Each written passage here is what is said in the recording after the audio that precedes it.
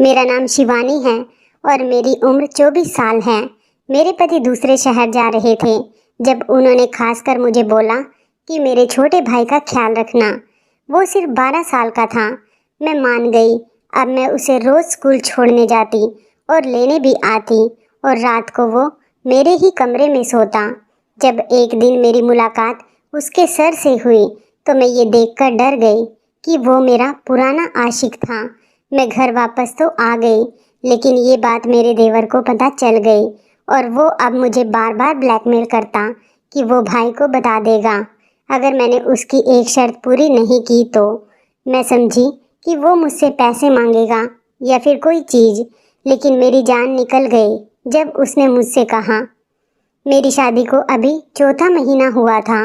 जिंदगी बहुत ज़्यादा हंसी खुशी गुजर रही थी। मेरे घर में हम सिर्फ 3 ही लोग थे, मैं, मेरा पति और मेरा देवर। एक दिन मेरे पति को जॉब के सिलसिले से बाहर दूसरे शहर जाना पड़ा और वो मुझसे कह कर गए कि मेरे भाई का ख्याल रखना। और मैंने अपनी मोहब्बत का इम्तिहान दिया और मैं अपने देवर का बहुत ख्याल रखती थी क्योंकि वो बच्चा था और मुझे शुरू से बच्चों से बहुत ज़्यादा मोहब्बत थी। मैं उसे खुद ही स्कूल छोड़ कर आती और फिर छुट्टी के वक्त खुद ही उसे लेकर आती। स्कूल मेरे घर से ज़्यादा दूर नहीं था। मुझे आने और जाने में बस 20 मिनट ही लगते थे, लेकिन मैं इस बात से हैरान थी कि ये बड़ा हो रहा है। लेकिन मेरे पति को ना जाने क्या परेशानी थी। वो तो यह बात समझते ही नहीं थे कि मेरा भाई अब बड़ा हो गया है, उसे खुद अपना ख्याल रखना चाहिए। कभी कभी तो मुझे ऐसा लगता था कि उन्हें किसी से कोई खतरा है, तभी वो भाई को ऐसे छुपा छुपा कर रखते हैं। लेकिन मैंने इस बात पर कोई ज़्यादा बहस नहीं की और फिर मैंने अपने पति का ख्याल रखते हुए मैंने अपने देवर का ख्याल भी ऐसे ही रखना शुरू कर दिया जैसे मेरे पति रखते हैं, जैसे वो कोई छोटा बच्चा है। मैं जब एक दिन उसे स्कूल छोड़ने गई तो कोई स्मार्ट सा इंसान अंदर स्कूल में जा रहा था। उसे देखकर तो मेरे पैरों तले ज़मीन निकल गई, क्योंकि वो कोई और नहीं, वो तो मेरा पुराना आशिक था। लेकिन ऐसा कैसे हो सकता है? ये यहाँ कैसे? ये तो मर चुका था कुछ साल पहले, तो फिर ये यहाँ कैसे? और वो भी जिंदा सही सलामत मेरे सामने कैसे खड़ा है? मैं तो बहुत ज़्यादा शौक हो गई थी। ये सब कैसे हो गया? मैंने तो कभी सोचा भी नहीं था कि मेरी और उसकी मुलाकात यहाँ पर यूँ ऐसे बीच रास्ते में हो जाएगी। जिंदगी के ऐसे मोड़ पर वो मेरे सामने ऐसे कैसे आ सकता है? वो मुझे इस तरह से कैसे मिल सकता है? नहीं नहीं, ऐसा नहीं हो सकता, बिल्कुल भी नहीं हो सकता। वो तो एक हाथ से मिस दुनिया से। मुझसे इससे आगे कुछ सोचा ही नहीं गया और मैं अमन मतलब कि अपने देवर को लेकर अपने घर आ गई। और जब मैं घर आई तो मेरे पसीने छूटे हुए थे। अमन मेरे पास आया और आकर पूछने लगा कि भाभी तुम्हें क्या हुआ है। जब मुझसे पूछ रहा था तो उसके चेहरे पर हल्की सी मुस्कुराहट थी। मैंने जल्दी से अपना चेहरा नीचे कर लिया ताकि उसे मेरा राज पता ना चल जाए। वो अभी तक मेरे पास ही खड़ा था। उसने मुझे पानी दिया। मैंने उसके हाथ से पानी का गिलास ले लिया, लेकिन जैसे ही मेरी नज़र उसके चेहरे पर पड़ी तो मेरे हाथ से पानी का गिलास दूर जाकर गिरा, क्योंकि अमन के देखने का अंदाज बिल्कुल भी ऐसा नहीं था कि मैं यह समझूं कि यह कोई 12 साल का लड़का है। वो बहुत ही ज़्यादा प्यासी नज़रों से मुझे देख रहा था। मैं इतनी ज़्यादा बेचैन हो गई थी कि मैंने उसका हाथ बाजू से पकड़कर उसे कमरे से बाहर निकाल दिया और अपने कमरे की कुंडी लगा दी। मैं जब बेड पर बैठी हुई थी तो मेरा जिस्म बहुत बुरी तरह से काँप रहा था। मेरे लिए ये बात बर्दाश्त से बाहर थी कि मैं एक 12 साल के लड़के से इस कदर डर गई हूँ। लेकिन मैं क्यों डर रही हूँ? मैंने कोई जुर्म नहीं किया कि मैं इस तरह से डरूं। मैंने अपने दिल में खुद ही सोचा और फिर खुद ही अपने दिमाग से डर निकाल कर फेंक दिया। फिर ये सोच मुझे परेशान करने लगी कि आखिर क्यों मैं उससे इतना घबरा रही हूँ। मैंने अपने दिल को थोड़ी तसल्ली दी और फिर मैं कमरे से बाहर निकल गई। अमन भी घर से बाहर निकल चुका था। मैंने हिम्मत की और मैं घर के कामों में लग गई। अब घर में जब 2 ही लोग हों तो क्या ही काम होगा, बिल्कुल थोड़ा सा। मैंने अपने अतीत की एक बात को याद किया और सोचा कि मेरे पिता सही कहते थे कि जहाँ पर सिर्फ 2 लड़के हों उस घर में अपनी बेटी की शादी कभी मत करो। लेकिन मेरी मम्मी ने एक नहीं मानी थी और मेरी शादी यहाँ पर कर दी थी। अब मुझे अपने पापा की वो बातें बहुत ज़्यादा याद आती हैं कि काश पापा की इस बात को उस वक्त किसी ने समझ लिया होता तो आज हालात बिल्कुल अलग होते। मेरी शादी जब मोहन से हुई तो वो मेरा बहुत ज़्यादा ख्याल रखते थे और अब तक रखते आए थे, लेकिन जैसे जैसे वक्त गुजरता गया घर के हालात को देखते हुए उन्हें ज़्यादा मेहनत करनी पड़ती थी, जिसकी वजह से वो पहली वाली नौकरी छोड़ चुके थे और अब उन्होंने जब दूसरी नौकरी ज्वाइन कर ली थी तो ज्वाइन करे हुए कुछ ही दिन हुए थे और उन्हें शहर से बाहर जाना पड़ा। लेकिन वो जब शुरू शुरू में शहर से बाहर जाते थे तो वो जल्दी ही घर वापस आ जाते थे। वो हर रात को वापस आ जाते थे, लेकिन इस बार उन्हें कुछ ज़्यादा दिनों के लिए ही जाना था, इसलिए मुझे कुछ डर सा लगा। पहले तो मैंने उनसे यही कहा था कि जाने की कोई ज़रूरत नहीं, लेकिन उन्होंने मुझसे कहा कि जाना तो बहुत ज़रूरी है क्योंकि यह मेरी पक्की नौकरी तो नहीं जिसके लिए मैं उन्हें मना कर सकूं, इसलिए मुझे हर हाल में जाना पड़ेगा। मैं क्या कर सकती थी, अब तो मम्मी भी इस दुनिया में नहीं थी जो उनको अपने पास बुला लूं। भाभी और बहनें सब अपने अपने घरों में बिजी थी।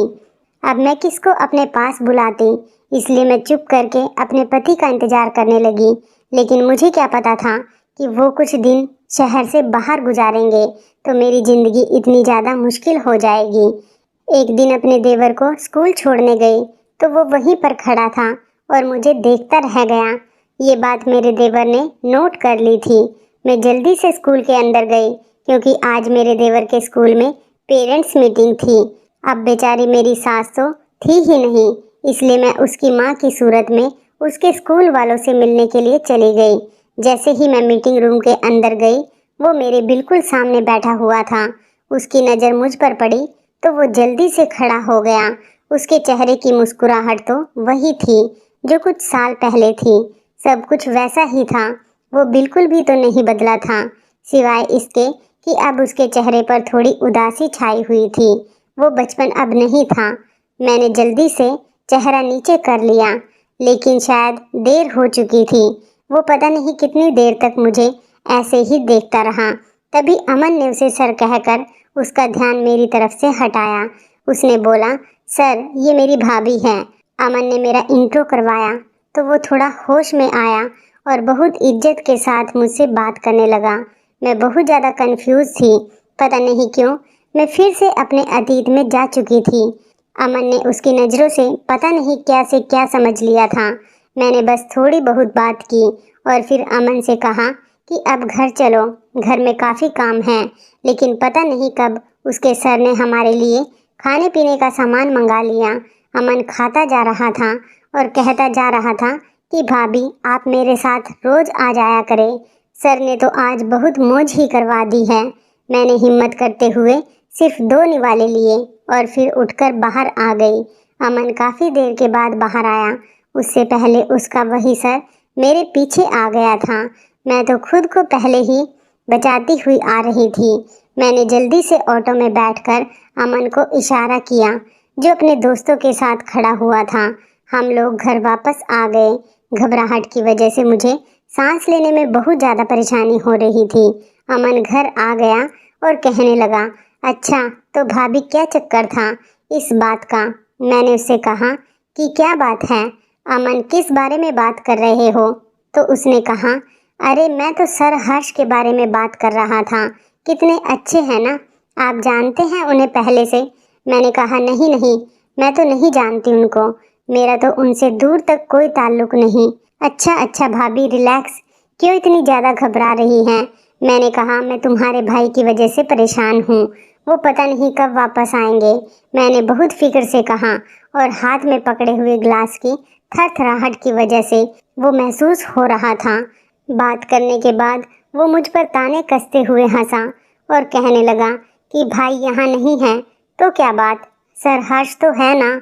उसने ऐसा इसलिए कहा ताकि मैं ये समझ सकूं कि वो हर बात जान चुका है। मैं इतनी ज़्यादा डर गई थी कि मैंने उसके आगे हाथ जोड़ दिए कि भगवान के लिए किसी को भी मत बताना। तो वो मुझसे कहने लगा कि ये तो मुझ पर है ना कि मैं इस राज को कब तक अपने दिमाग में रखता हूँ, लेकिन भाभी आपको देखकर लगता नहीं कि आप इस कदर। मैं तो आपको बहुत सीधी सादी समझता था और आप लगती भी कुछ ऐसी ही हैं, लेकिन आपने कैसे कैसे गुल अपने ज़माने में खिलाए हुए हैं। आप देखें कैसे पर्दे उठ रहे हैं और कैसे भेद खुल रहे हैं। लेकिन कोई बात नहीं, अगर आप मेरा एक काम कर देंगी तो मैं ये राज किसी को भी नहीं बताऊंगा।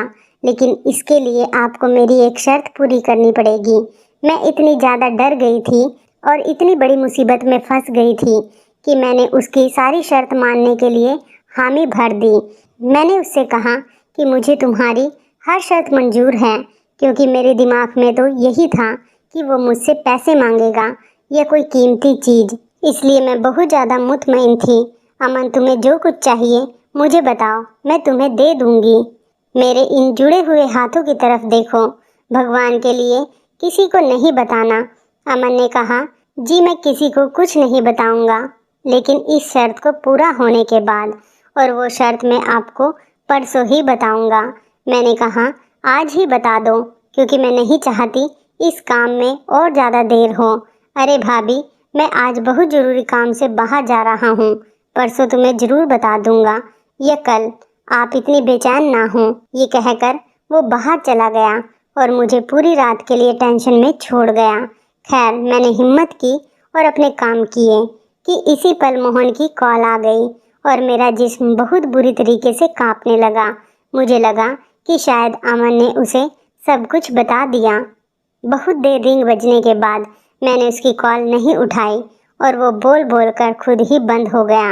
अमन पूरा दिन बाहर घूमने फिरने के बाद घर वापस आया तो मैं उसका इंतज़ार ही कर रही थी। वो मुझसे कहने लगा कि भाभी, शर्त तो मैं आपको परसों ही बताऊंगा और मैंने अपने दोस्तों के साथ बाहर खाना खा लिया, इसलिए आप जाकर अपने कमरे में सो जाएं। भाई कल या परसों आ जाएंगे। वो इस तरह एक्सप्रेशन से कह रहा था कि मैं उसकी उम्र और उसके स्वभाव का अंदाज़ा करने लगी। मैं अपने कमरे में चली गई और रात भर टेंशन में ही रही। ना मैं ढंग से खा सकी और ना ही पी सकी। न जाने मुझे ऐसा क्यों लगा कि साथ वाले कमरे में कोई बात कर रहा है। हमारे घर में सारे कमरे ऐसे ही थे, बराबर बराबर। मुझे आवाज़ पहले से और ज़्यादा आने लगी तो मैंने अपने कमरे की दीवार के सुराख में से बातें सुनने की कोशिश की। मेरे पैरों तले से तो ज़मीन ही निकल गई, क्योंकि साथ वाले कमरे में मेरा देवर एक लड़की के साथ चिपक कर बैठा हुआ था।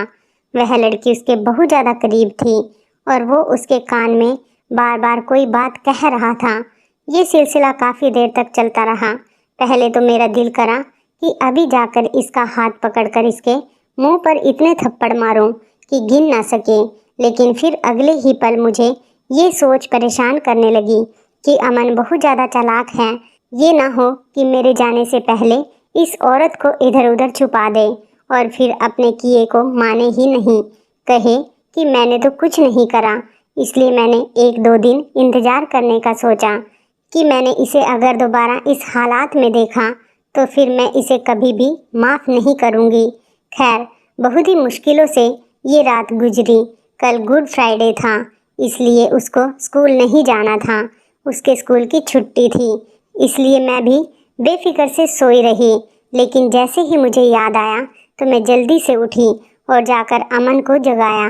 वो एकदम हड़बड़ा के उठ गया और कहने लगा कि भाभी, कम से कम छुट्टी वाले दिन तो मुझे आराम से सोने दिया करें। वो मैं कह रही थी कि मैं गरम गरम नाश्ता बनाने जा रही हूँ, तुम भी खा लो। वो मेरे चेहरे की तरफ देखने लगा, फिर वो मुझसे बिना कुछ कहे ही मेरे पीछे पीछे किचन में आ गया। वहाँ एक स्टूल पर बैठा और साथ ही जमाई के ऊपर जमाइयाँ लेने लगा। मैंने उससे कहा कि क्या बात है, रात भर सोए नहीं हो क्या? मैंने तो एक नॉर्मल सी बात की थी, लेकिन वो मेरी बात का गलत मतलब ले गया और कहने लगा कि भाभी, रात को जागना तो आपका काम है, किसी की यादों में। मैं भला मासूम सा बच्चा क्या करूँगा रात को जाग कर। मैं उसकी इस बात पर बहुत ज़्यादा शर्मिंदा हो गई और फिर और कोई बात ना कर सकी। वो बहुत मज़े से नाश्ता करने लगा और जब पेट भर गया तो वो मुझसे कहने लगा कि भाभी, मेरी बात सुनो, आप यूं ही न डर जाया करें, बहुत अच्छी हैं आप, और आप मेरी शर्त सुन लीजिए। मैं एक ही शर्त पर भाई को ये बात नहीं बताऊंगा। अगर आप मेरी ये बात मान लेंगी। और इसके बाद अमन ने मुझसे जो कुछ भी कहा वो सुनने की हिम्मत मैं कहाँ से लाई। मैंने किस तरह से वो बात सुनी और किस तरह से वो बात सही, ये तो मेरा भगवान ही जानता है। वो तो मेरे साथ। मैंने कहा, अमन आखिर तुम्हें शर्म क्यों नहीं आई? यह बात कहते हुए आंसू मेरी आंखों से तेजी से बह रहे थे। मैं लगातार उसको देखे जा रही थी। अभी शायद ये अपनी कही बात पर शर्मिंदा हो जाए, यह समझने के काबिल हो जाए कि ये मेरी भाभी ही नहीं, ये तो मेरी माँ समान है। मैंने उससे माँ जैसा ही सलूक किया। लेकिन कभी देवर भी भाभी माँ जैसे रिश्ते को समझ सकते हैं क्या? वो कभी भी नहीं समझते। इसलिए ही इस घटिया इंसान ने इतनी कम उम्र में इतनी घटिया बात कर दी थी। मैंने उससे कहा, तुम्हें अंदाज़ा भी है कि तुम क्या कह रहे हो? उसने कहा कि हाँ, मुझे अंदाज़ा है कि मैं क्या कह रहा हूँ। मैं वही कह रहा हूँ जो आप सुन रही हैं। अगर आपने मेरी बात पर गौर नहीं किया तो आप इसके जिम्मेदार खुद होंगी। ये तो बिल्कुल वही बात हुई कि आगे कुआं और पीछे खाई। अगर मैं उसकी बात नहीं मानती तो भी फंसती हूँ, और अगर मान लेती हूँ तो भी मैं ही मरती हूँ। इसलिए बहुत सोचने समझने के बाद मैंने ये सोच लिया कि ऐसी ज़िंदगी से तो मौत ही बेहतर है। बेशुमार आंसू मेरी आंखों से बहते हुए मेरे गालों पर निकले और मैं यही कह रही थी, भगवान मेरी मदद कर दे। मैं क्या करूं? मैं वहीं किचन के स्टूल पर बैठ गई कि आखिर मैं ये शर्त कैसे मानूं? मैं क्या करूं? मैं ये सोचती ही रही, लेकिन मैं कुछ समझ नहीं सकी। और फिर मेरा खाना भी जल गया और ना मैं नाश्ता कर सकी और ना कुछ और। मैं बस वहीं किचन में बैठी रोती रही। अमन कहीं बाहर जा चुका था। मेरे दिल से इसके लिए नफरत ही निकल रही थी कि यह इतना सा लड़का मेरे दिन रात चैन सुकून का कितना बड़ा दुश्मन बन चुका है। भगवान इसे अकल दे दे। अभी से बाहर गए हुए कुछ ही देर हुई थी कि वो वापस आ गया और आकर कहने लगा कि भाभी, आपने क्या सोचा है? मैंने कहा, अमन, ये सब तुम क्या कर रहे हो? किस बात का बदला तुम मुझसे ले रहे हो? भाभी जी, आखिर किस बात का बदला मुझे तुमसे लेना है? आप तो मेरी माँ जैसी हैं। और फिर भला अपनी माँ को कौन तंग करता है? इसकी एक एक बात से शैतानियत झलक रही थी। मेरा दिल चाह रहा था कि मैं इसका मुंह नोच कर रख दूं, इसके गालों पर इतने थप्पड़ मारूं कि इसे सब होश आ जाए। कहने लगा, भाभी जी, फिर आज रात को तैयार रहना, मैं आपका इंतज़ार करूँगा। भगवान, मुझे किस गुनाह की सज़ा मिल रही है? मैं तो दुआ ही कर रही थी कि भगवान दिन को और बड़ा कर दे, रात कभी ना हो, क्योंकि इस रात ने तो मेरे मुंह पर कालिक ही मल देनी थी। क्योंकि इस कलंक की स्याही से कुछ नहीं तो मेरे दिन के उजालों पर अंधेरा छा जाएगा। मैं चुपचाप बैठी रही कि मैंने देखा दिन ढलने लगा है, मतलब कि रात होने में कुछ ही देर बाकी है, मतलब कि मुझे मौत आने में कुछ ही देर बाकी है। देखते ही देखते रात के 9 बज गए और मैं खाना बनाने लगी और खाना बनाकर मैं नहा धोकर भगवान से प्रार्थना करने लगी। मैं अभी प्रार्थना करने खड़ी हुई थी कि दरवाजे पर जोर जोर से दस्तक होने लगी। इसलिए मैंने दरवाजे पर होने वाली दस्तक की परवाह किए बिना ही पूजा को चालू रखा। दस्तक अब तक हो रही थी, लेकिन मैं इस पाप से बचने के लिए भगवान के सामने ही खड़े रहना चाहती थी। अब दरवाजे पर होने वाली दस्तक रुक चुकी थी और मैं पूजा भी कर चुकी थी। तभी मुझे बाहर वाला दरवाज़ा खुलने की आवाज़ आई। मैं तेज़ी से उठी और मैंने अपने कमरे की कुंडी लगा दी। दरवाजे पर अमन ही था। उसके पास घर की डुप्लीकेट चाबी होती थी, इसलिए वो घर में आ चुका था। उसने मेरे दरवाजे को खूब खटखटाया, लेकिन मैंने दरवाज़ा नहीं खोला। बस उसकी आवाज़ आई कि भाभी, आप अपने लिए खुद मुसीबत इकट्ठा कर रही हैं। आपको अपना खुद ख्याल नहीं है तो कोई आपका ख्याल किस तरह से करेगा? वो काफ़ी देर तक दरवाजे पर खड़ा होकर बोल बोल कर चला गया, लेकिन मैंने भी सोच लिया था कि आज की रात मैं भी दरवाज़ा नहीं खोलूँगी, फिर चाहे कुछ भी हो जाए, देख लूँगी। पूरी रात मैंने सुकून से सोकर गुजारी और फिर सुबह उठते ही मैं किचन में गई और मैंने अमन से कहा कि आज से तुम खुद ही स्कूल चले जाया करो, क्योंकि मुझे बहुत सारे काम होते हैं। वो मेरे मुंह की तरफ देख रहा था। उसने मुझसे एक भी शब्द नहीं कहा। साथ में उसने अपना बैग उठाया और घर से बाहर निकल गया। लेकिन मैं कुछ ही देर के बाद रास्ता बदलकर उसके पीछे ही चली गई, क्योंकि मैं भी देखना चाहती थी कि ये किन कामों में पड़ा हुआ है और इसकी जान पहचान किन लोगों के साथ है, क्योंकि उसकी जितनी उम्र थी उससे तो बहुत बहुत बड़े काम ये कर रहा था। मैं उसके पीछे पीछे चल रही थी। उसको पता नहीं था कि मैं उसके पीछे आ रही हूँ और मैं रास्तों को बदल बदल कर चल रही थी। मैं उसके स्कूल पहुँची तो मैंने गार्ड से पूछा कि अमन स्कूल पहुँच गया, तो वो मुझसे कहने लगा कि हाँ वो तो पहुँच गया है। मैं कुछ मुतमईन सी होकर घर की तरफ लौट आई।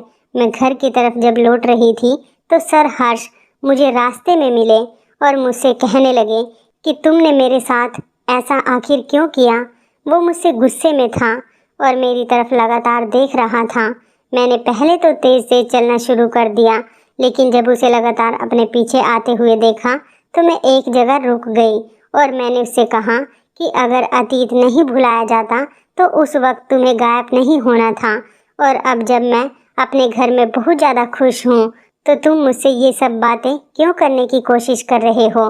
तुम्हें क्या लगता है कि तुम्हारे ये सब करने से मैं अतीत में चली जाऊंगी? तो ऐसा कभी नहीं होगा, ये तुम्हारी भूल है। मैं उसे जल्दी से सुनाकर और तेजी से चलती हुई अपने घर की तरफ आ गई और घर में आ गई। मैं बहुत हैरान हो गई कि दरवाजे पर लगा ताला अब दरवाजे पर नहीं था। मैं घर में गई तो मुझे ये देखकर बहुत ज़्यादा खुशी हुई कि घर में मोहन खड़े थे, लेकिन वो हमेशा की तरह मुस्कुरा नहीं रहे थे। वो थके हुए थे, लेकिन मैं एकदम से जाकर उनके सीने से लग गई। वो जल्द ही मुझे एक तरफ करके कमरे में चले गए। मैं उनके इस व्यवहार से बहुत ज़्यादा परेशान हुई कि अचानक क्या हो रहा है और क्यों हो रहा है। एकदम से मेरे दिमाग में आया कि अमन ने शायद इन्हें कुछ गलत बता ना दिया हो। वो नहाकर जब बाहर निकले तो मैंने उनसे कहा कि मैं नाश्ता बना चुकी हूँ, आ जाओ कर लो। तो उन्होंने बहुत ठंडे लहजे से जवाब दिया कि मैं नाश्ता करके आया हूँ।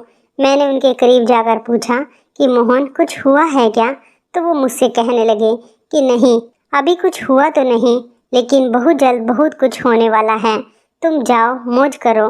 मैं टिप टिप रोने लगी और ये सोचने लगी कि भगवान किसी भी तरह मेरे अतीत से मेरा पीछा छुड़वा दे।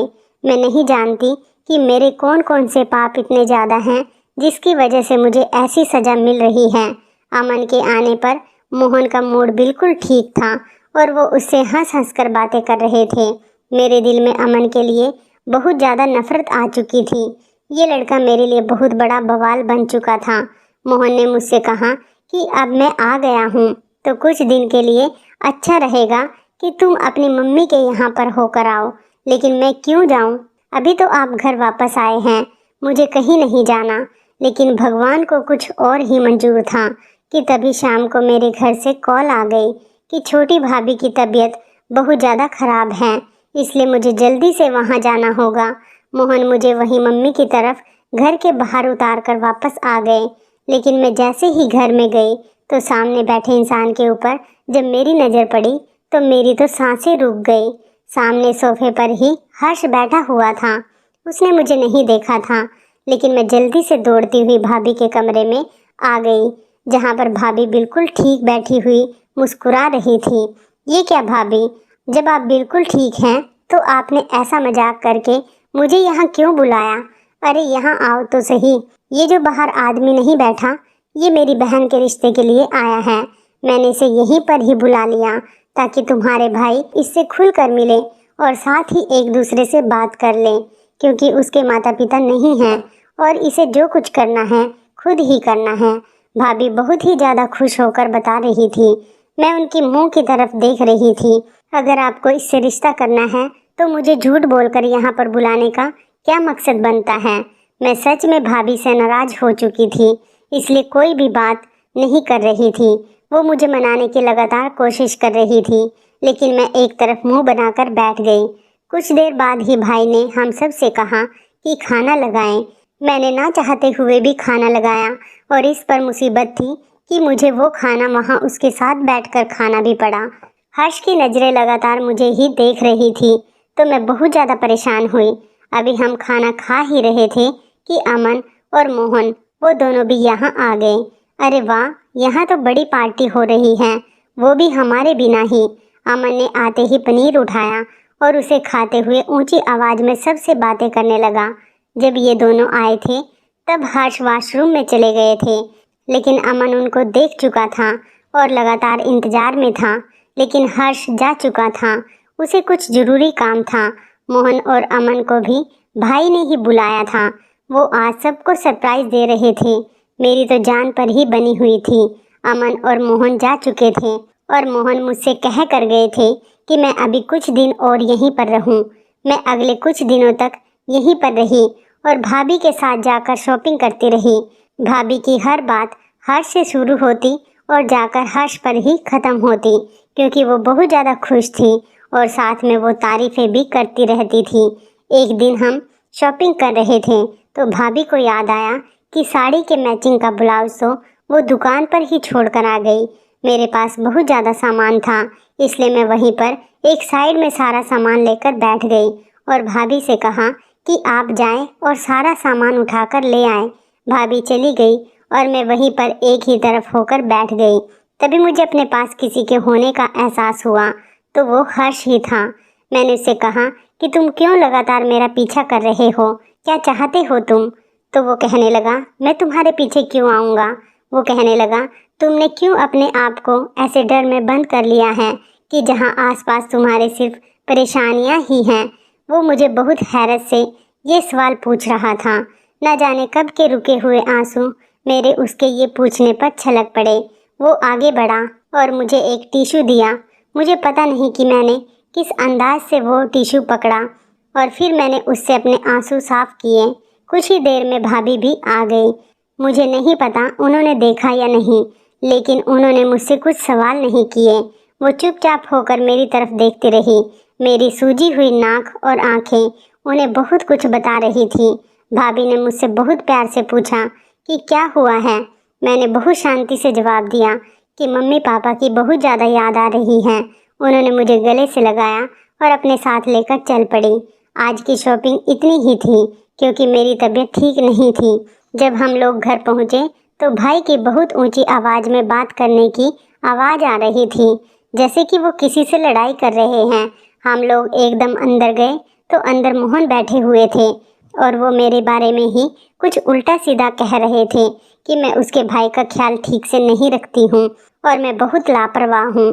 भाई से यह बात बिल्कुल बर्दाश्त नहीं हुई और वो मेरी तरफ बढ़े और पूछने लगे कि ये सब क्या है बच्चा? भाई हमेशा मुझे बच्चा कहकर ही बुलाते थे। अरे ये क्या बताएगी, हमारी तो किस्मत ही खराब थी जो हमने इसे अपने घर में जगह दी। बस इसे यहीं रखें अब अपने घर में, मेरा इसके साथ अब कोई रिश्ता नहीं। मैंने एकदम से जब मोहन की ये बात सुनी तो मैंने भाई से कहा कि अभी इसी वक्त आप अमन को फ़ोन करके बुलाएं। भाई ने एकदम कॉल करके अमन को बुलाया और वो कुछ ही देर में यहाँ पर आ गया। कुछ देर बाद अचानक से हर्ष भी घर आ गया था। उसे मेरे भैया ने बुलाया था। जैसे ही हर्ष घर में आए तो उनकी नज़र मोहन पर पड़ी। जब मोहन ने हर्ष को देखा तो दोनों के आंसू एकदम छलक पड़े। मोहन आगे बढ़े और हर्ष को गले से लगा लिया। ये तो मेरा भाई है जो कुछ सालों पहले कहीं गायब हो गया था और अब ये यहाँ एकदम से, ये सब क्या है? दोनों भाई अतीत में चले गए जहाँ उन्हें एकदम से सब कुछ याद आने लगा। वो कहने लगे कि जब मम्मी का देहांत हुआ तब मैं उस वक्त आर्मी ज्वाइन कर चुका था और आर्मी वालों की नौकरी ऐसी ही होती है, कभी यहाँ तो कभी वहाँ। और जब एक दिन मेरी ट्रेनिंग ख़त्म हुई तो मुझे बॉर्डर के बिल्कुल पास तैनात कर दिया गया। वहाँ अलर्ट का निशान तो लगा हुआ था, लेकिन मुझे रात के अंधेरे में पता नहीं लग सका। आज फिर मैंने बॉर्डर क्रॉस कर लिया और फिर मैं दूसरे मुल्क की कैद में जा पड़ा। फिर मैं वहाँ 5 साल रहा। वहाँ के 5 साल मेरे लिए 500 साल के बराबर थे, क्योंकि बहुत ही ज़्यादा बुरी कैद थी। रोज़ जुल्म होते थे। और फिर मैंने अपनी चेन उतार कर एक दोस्त को दी कि अगर मैं यहाँ मर गया तो ये चेन मेरे देश, मेरे पापा के पास पहुँचा दे। और मुश्किल ये हुई कि मुझसे पहले वो वहीं पर मर गया और बस अखबार में उसके मरने की खबर दे दी गई और उसमें उसकी चेन को बहुत जूम करके दिखाया गया।